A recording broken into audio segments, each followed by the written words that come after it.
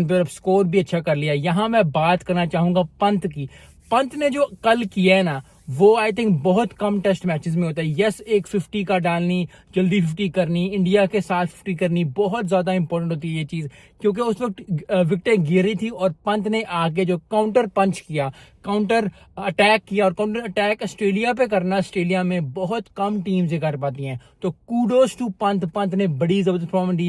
At the end of the day वो out हो गए 60 स्कोर पे, लेकिन 33 गेंदों पे या 34 गेंदों पे, जितनी भी गेंदों पे किया, एक इंटरटेनमेंट, एक मजा जो है वो मैच में लेके आए। एक इंडिया को वापस मैच में लेके आने वाले पंत का बहुत करेक्टर है।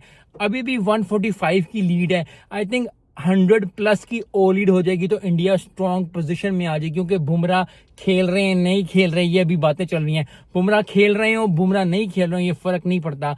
इंडिया के पास अच्छा टोटल होना चाहिए डिफेंड करने के लिए, क्योंकि अगर पंत कर सकते